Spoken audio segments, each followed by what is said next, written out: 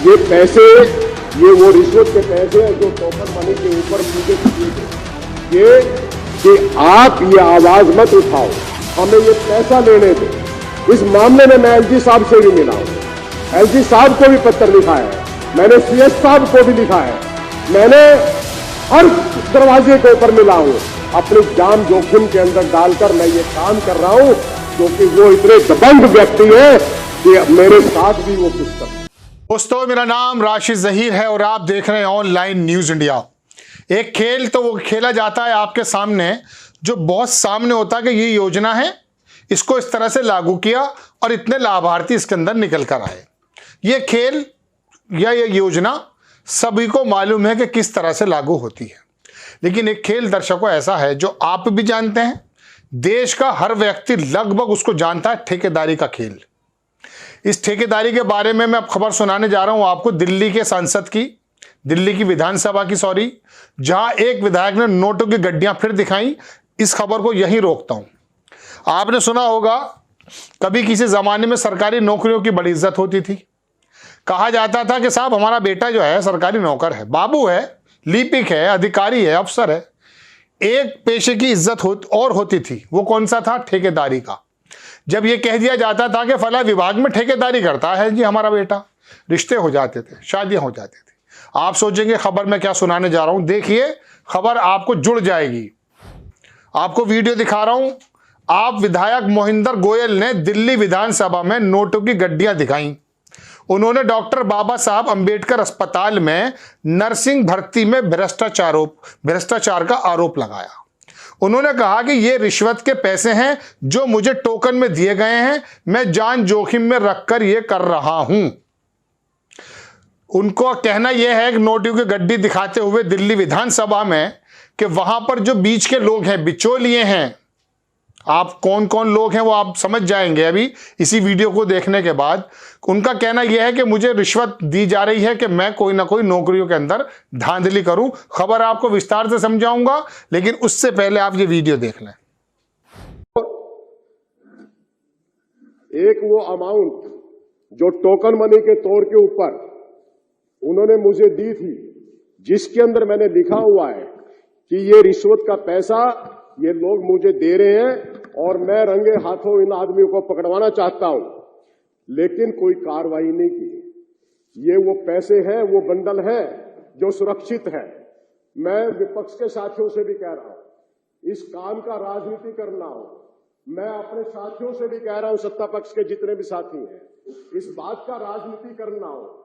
ये मैं मुद्दा जो उठा रहा हूं, ये जनता का मुद्दा उठा रहा हूं। जनता की आवाज इस सदन के अंदर उठाने के लिए सभी मेंबर्स आते हैं।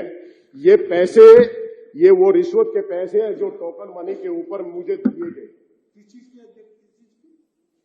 ये कि आप ये आवाज मत उठाओ, हमें ये पैसा लेने दो। इस मामले में मैं एलजी साहब से भी मिला हूं, एलजी साहब को भी पत्र लिखा है, मैंने सीएस साहब को भी लिखा है, मैंने हर दरवाजे के ऊपर मिला हूं। अपनी जान जोखिम के अंदर डालकर मैं ये काम कर रहा हूं, क्योंकि वो इतने दबंग व्यक्ति हैं कि मेरे साथ भी वो कुछ कर सकते हैं। देख लिया आपने दर्शकों वीडियो। ये आम आदमी पार्टी के विधायक हैं गोयल साहब। इनका कहना क्या है वो देख लीजिए। पंजाब केसरी ने इसको छापा कि दिल्ली विधानसभा में आप विधायक मोहिंदर गोयल ने लहराई नोटों की गड्डियां, बोले मुझे ये रुपए मुझे रिश्वत में मिले टोकन के रूप में। एक बार 2009 में लोकसभा में भारतीय जनता पार्टी के सांसदों ने नोटों की गड्डियां दिखाई थी, 3 करोड़ रुपए की रकम थी वो भी आपको बताऊंगा। लेकिन देखें, अखबार लिखता है कि दिल्ली की विधानसभा में लगातार तीसरे दिन भी हंगामा जारी रहा। बुधवार को रिठाला से आप विधायक मोहिंदर गोयल ने सदन में नोटों की गड्डियां लहराई और दावा किया कि उन्हें ये रिश्वत के रूप में देने की कोशिश की गई। विधायक गोयल ने बताया कि बाबा साहेब अंबेडकर अस्पताल में नर्सिंग समेत कई पदों पर भर्ती के लिए टेंडर निकला है। अब आ गई होगी वो बात आपकी समझ में जो मैं ठेकेदारी की बात कर रहा था। टेंडर निकला है, इसमें बड़े स्तर के पैसों की उगाही होती है। गोयल ने कहा कि सरकार का क्लॉज है कि 80% पुराने कर्मचारियों को ही विभिन्न पदों पर रखना है, लेकिन ऐसा नहीं होता। नए लोगों से पैसा लिया जाता है, उसके लिए रिश्वतें दी जाती हैं और वो लोग भर्ती होते हैं। यही विभागों की वो ठेकेदारी है, वही वो बिचौलियापन है जिसके बारे में मैं आपके सामने शुरू में कह रहा था कि हमारा लड़का ठेकेदारी करता है।